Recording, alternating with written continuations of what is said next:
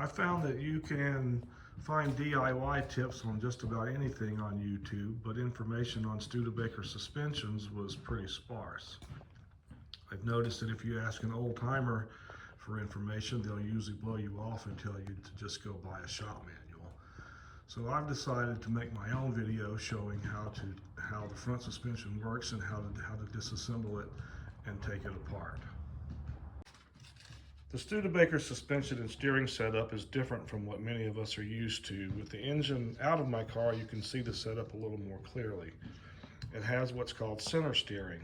The steering gearbox moves the pivot arm forward and backwards as opposed to left and right, and this in turn engages the arm of the center steering to push it in either direction. In case you don't need to watch the entire video, I'm including a chapter guide to help you move directly to the part of the video that is of most interest to you.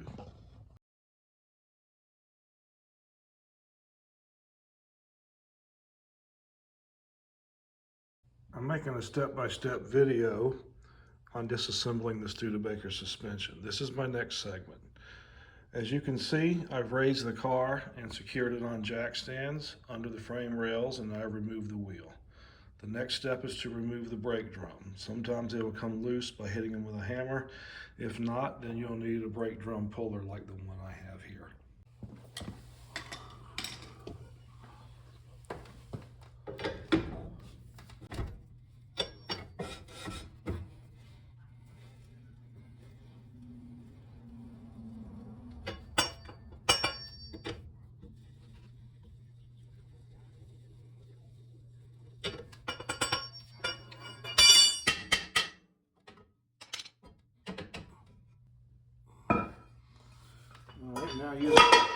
Now using a flat tip, I can go ahead and remove the dust cap.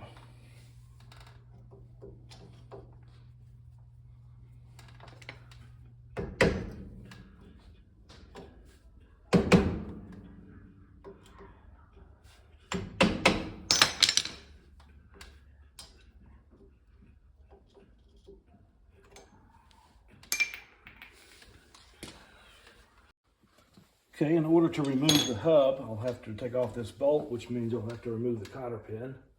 I'll have to straighten it out first using a pair of needle nose pliers and slide that out. Remove the cotter pin bolt. These are not usually very tight. Mine is 1 1/6 inch. It's probably the same for you. Turns pretty easily.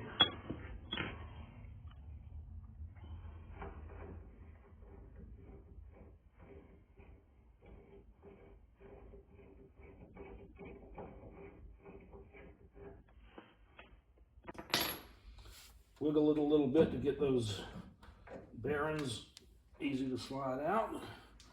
Take that guy out, and the hub should slide right off. There you go. The hub removal is done.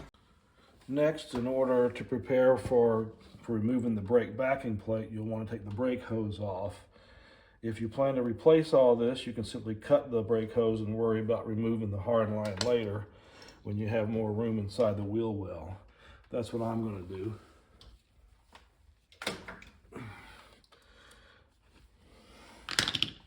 Once the brake line is released, the next step is going to be for us to remove these 6 bolts here. Actually, I have 5 bolts. There's 6 holes, but only 5 bolts.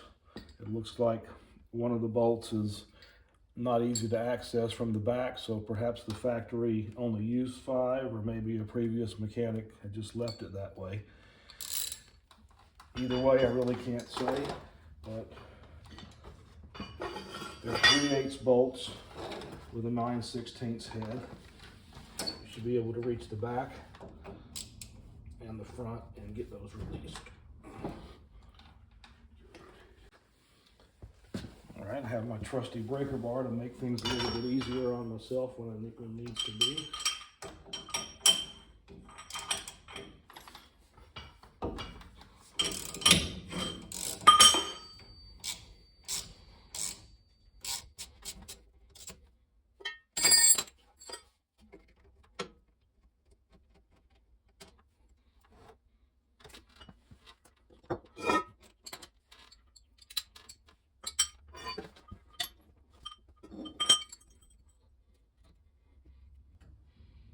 I've got a lot of overspray and build up on the back, which makes it a little hard to get my wrench on, but I think I got it.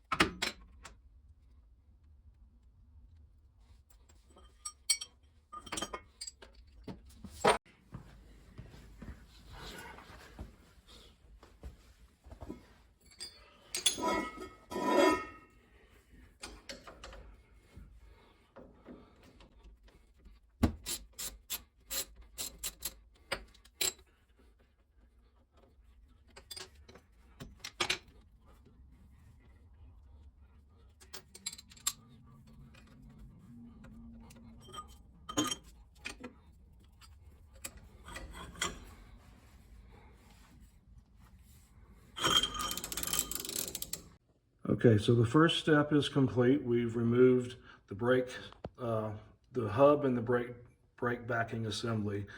I've kept all this as one piece. The hardware, I would put it aside in case it needs to be reused. All right, next we're going to remove the shock. The top bolt is 3/8 and takes a 9/16 wrench. You can see the space up top's a little bit tight, so you can't really get a socket on there. So we're going to just use an open end wrench.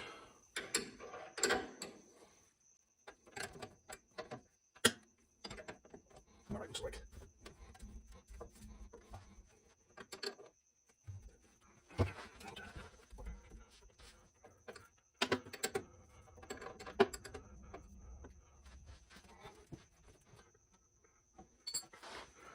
Looks like the whole shaft is turning, so I'm going to have to figure out another way of getting in there. Okay, maybe if I put a little bit of pressure on it,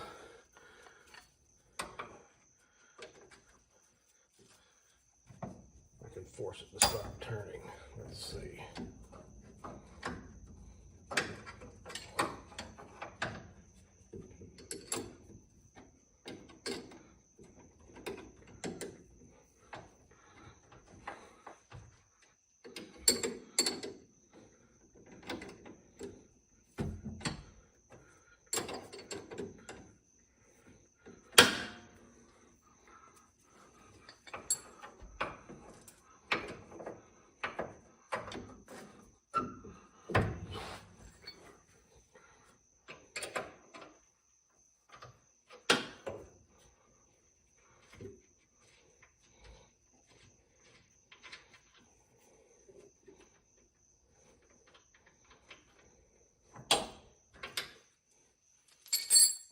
Looks like I got that off.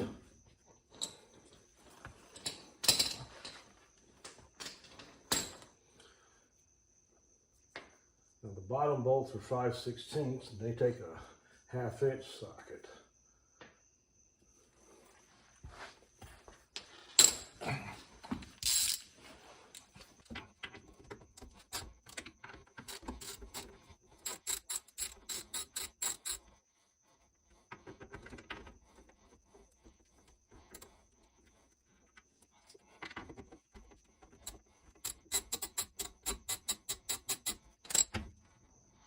You can feel the shock's already loose. All right, at this point, the shock should come out. Let's see. No problem there.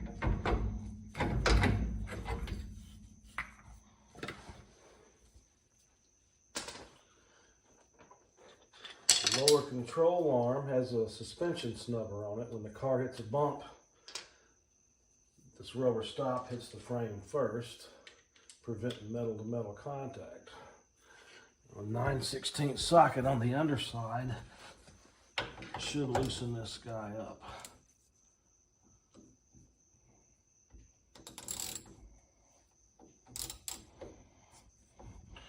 Hold it with your hand to stop it from spinning.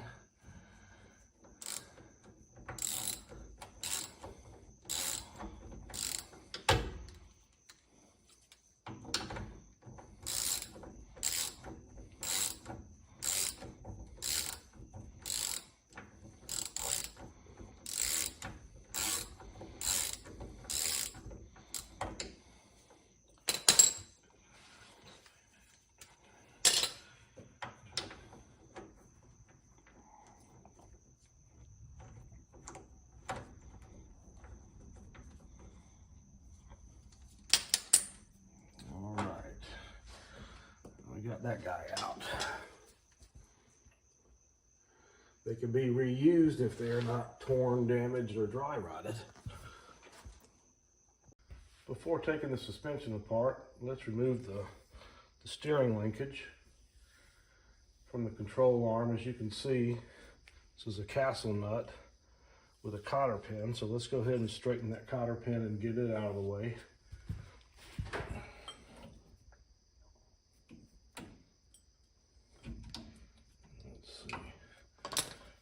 Hammer and see if we can drive that thing through a little bit.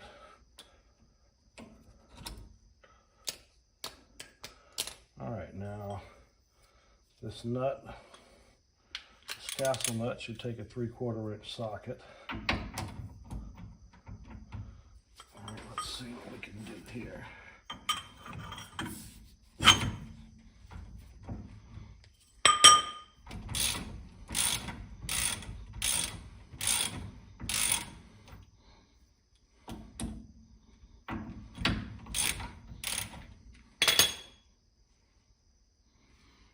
So what you need to do here is hit it with a hammer, and it's supposed to separate on its own. It doesn't always do it. The older it is, the more chance it might not, but let's give it a whack. There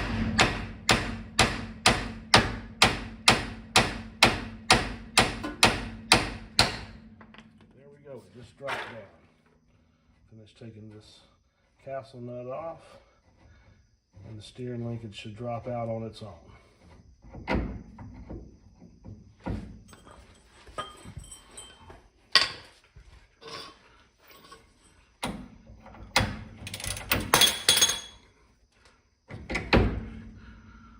And there you go, you got that. Okay, let's get the inside part of this steering linkage out of the way. Same as on the outside there, there's a cotter pin holding the castle nut, so we need to get that out of the way first.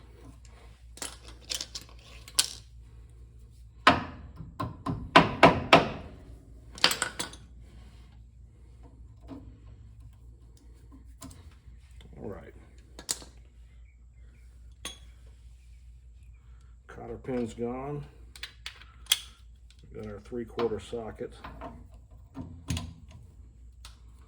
Get a little cheater bar on it.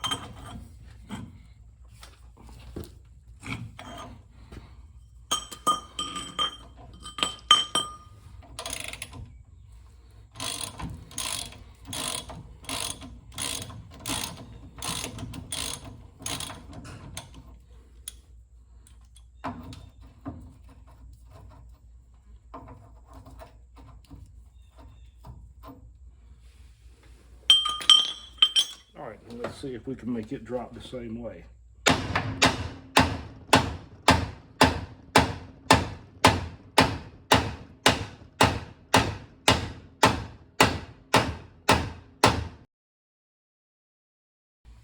Okay, hammering it was a fail, and it seems to have made my camera slip down as well. Fear not. I've got a little homemade kit. I took a thick washer and I cut a slot in it, and I have a steering wheel puller here. We're going to drive this in, slide the steering wheel puller over it, and hopefully get it right out.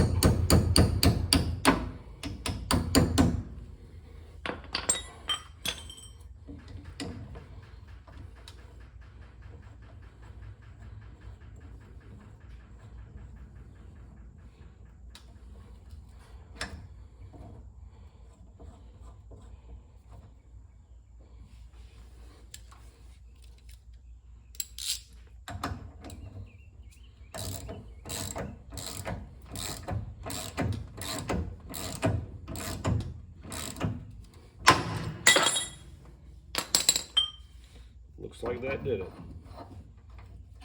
Never fails.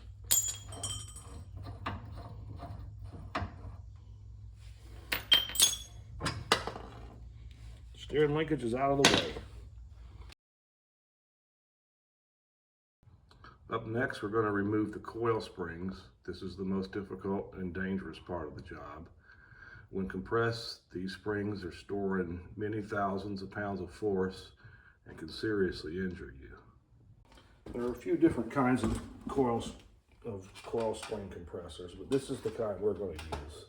This goes inside where the shock sits and compresses it from the inside. Now you want to make sure to put a little bit of oil on the threads. This is to help prevent galling.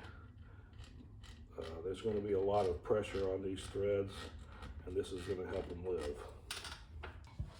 Now what you want to do is feed this up through the top and get as many of the coils as you can captured by the capture.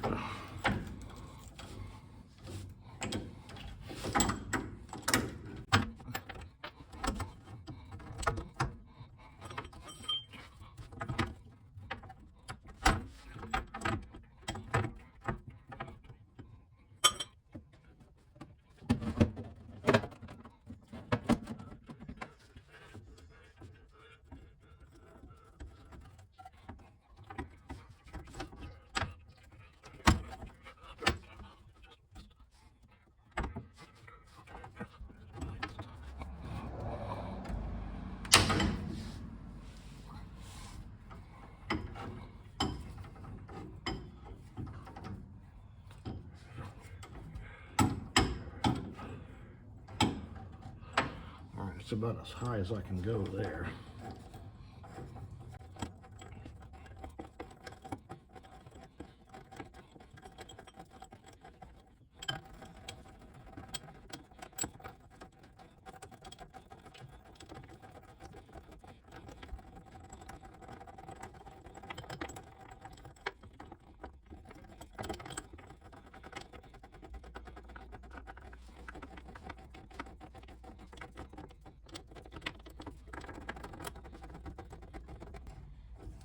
All right, we're finally snug enough in there. Now the fun really begins.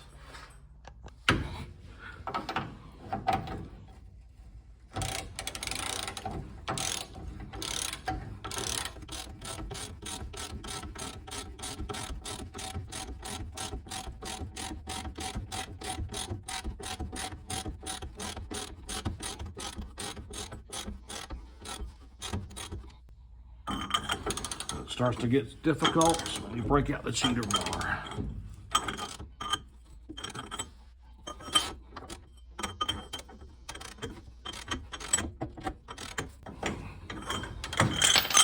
Oh, there goes my socket. All right, let's try to get back in there.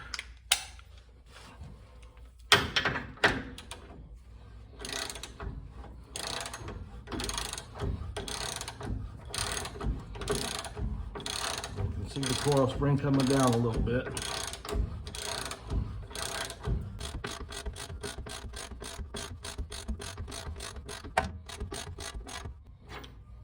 I've got a little tire iron here to use as a crowbar, and what I'm seeing is I'm going to keep going until I have no more pressure on it and it becomes loose in there. So I know I've got to keep going.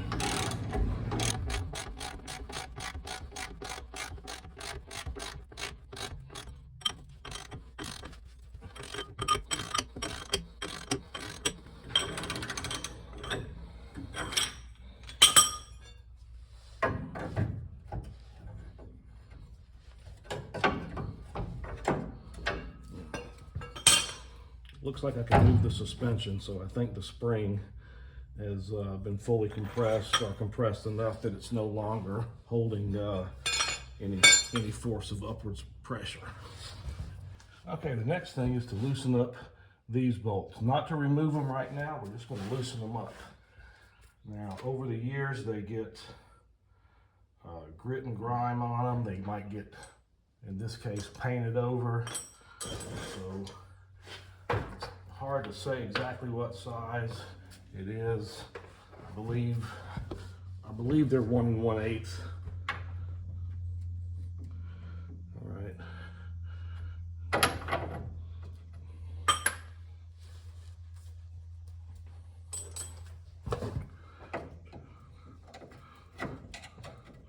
A little flat tip screwdriver and scrape some of the funk away.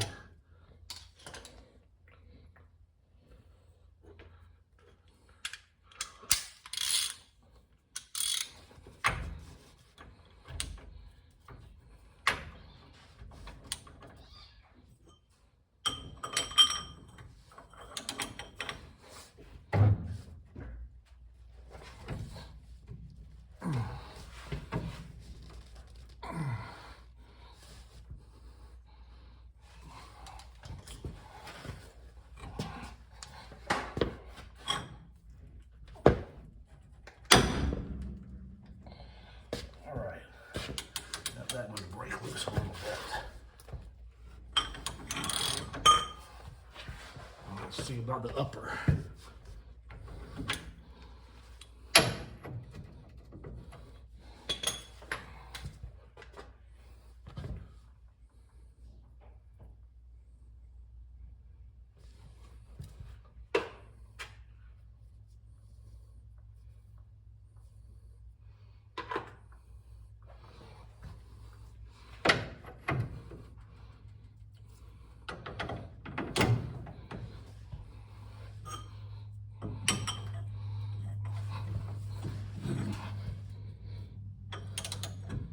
Okay, well that one wasn't tight.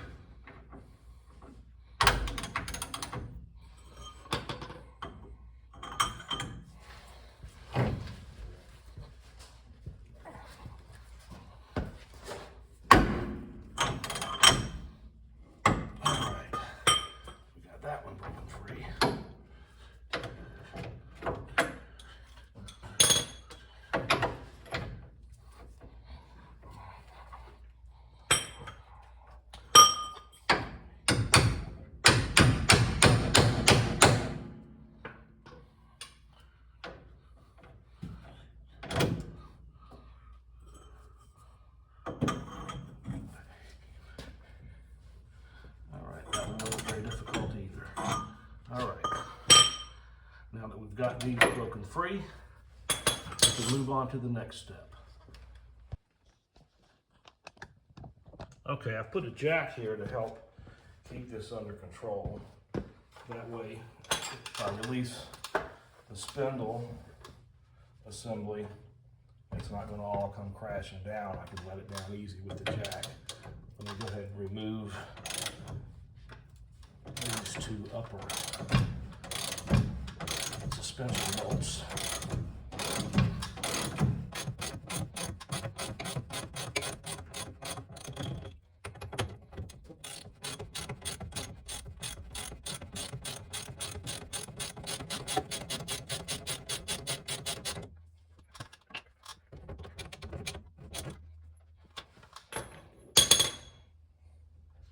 All right, I'm not quite sure how to get this out all the way. I think if I can get this off, it's going to allow me to take the centerpiece out, but I can't get a wrench to the back side, so hopefully this will work.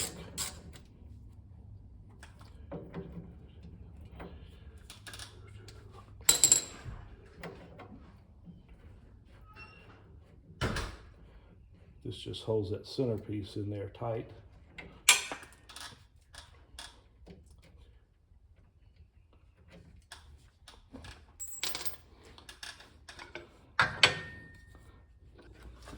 This piece inside here is grooved, so the bolt stops it from sliding back and forth. So we're going to have to get the bolt out before we can move forward.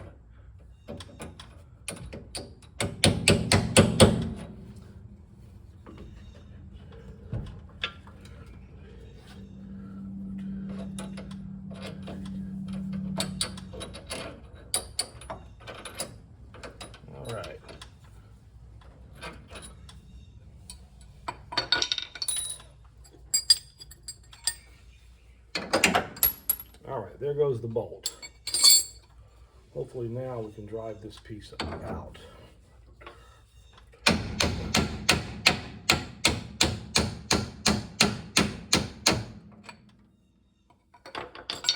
Okie doke. That's what this guy looks like. And with this guy out of the way, I should be able to lower the jack, and that's going to allow the spring to come out of its pocket.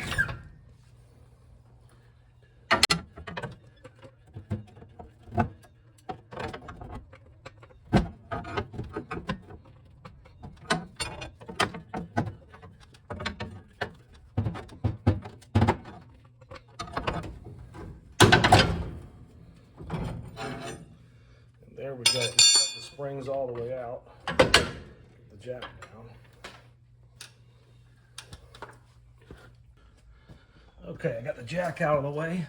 Let's see if we can get this spring all the way out.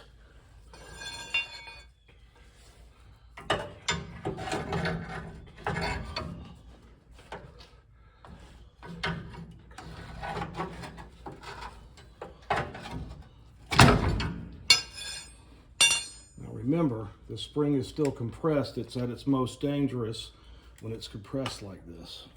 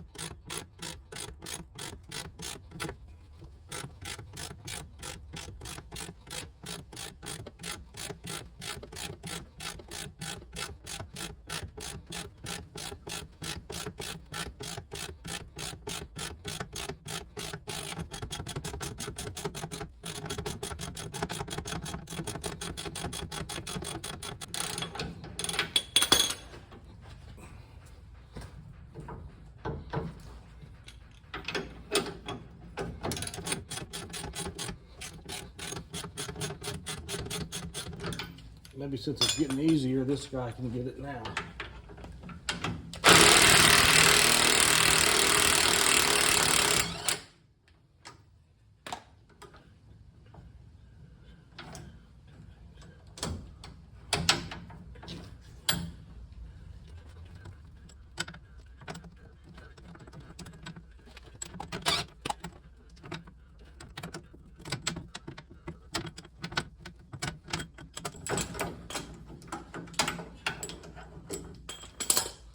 All right, the coil compressor's out.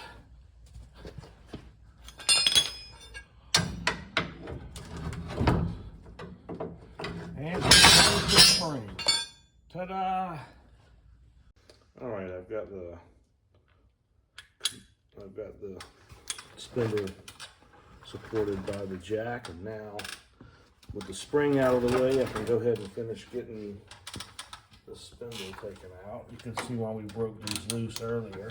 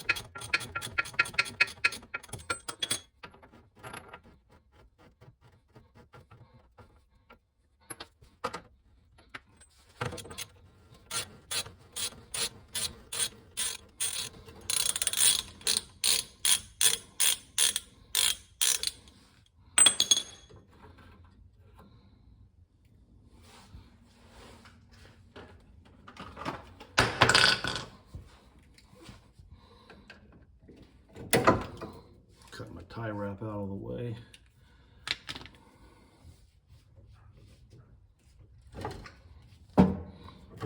should be able to wiggle this around a little bit and get it out.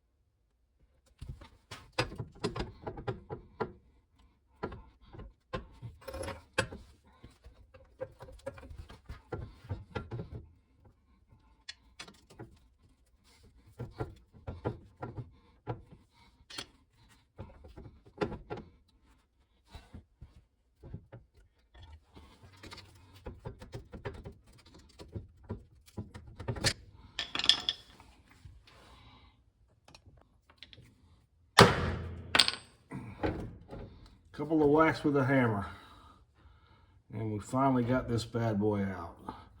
There's your kingpin and spindle assembly.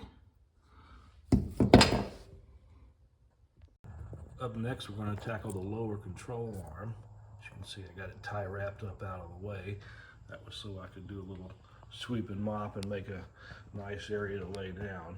They're held in place up here along this large cross member. They have 2 bolts on the front and again 2 bolts on the back. They have the bolts, you use a 5/8 socket or 5/8 wrench to get on the top and bottom. So we're going to tackle that next.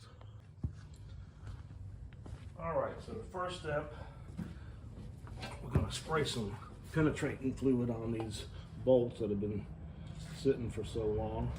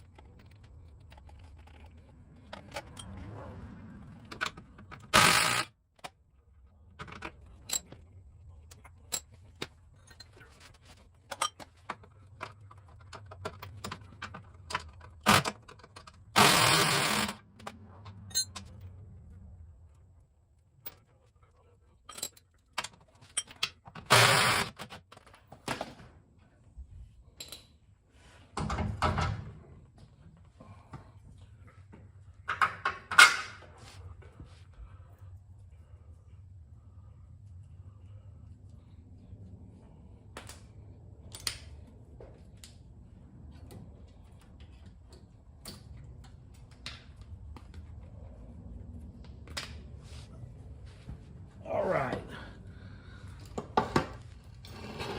there's your lower control arm. The final part is going to be the upper control arm. As you can see by the design, there's not really room to get much of a tool in there. You can't get a socket on either one of these. But if you pull it up out of the way, you can get, excuse me, you can get a boxed in wrench on there, which is not much. And underneath you can get a boxed in wrench to hold it in place. So that's the best you can do as far as the tools go.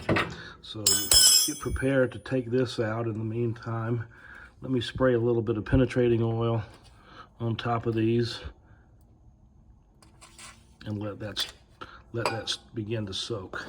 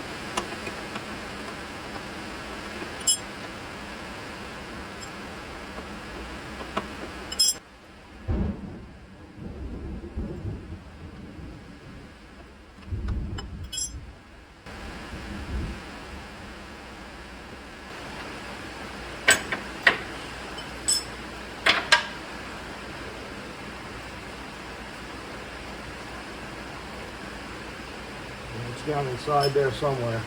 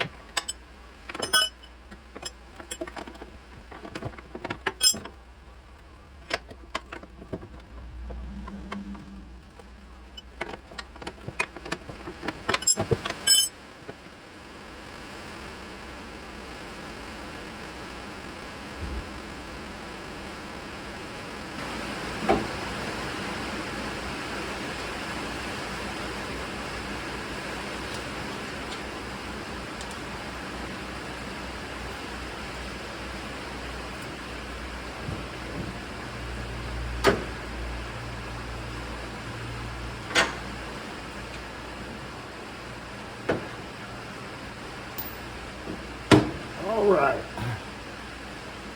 upper control arm is out.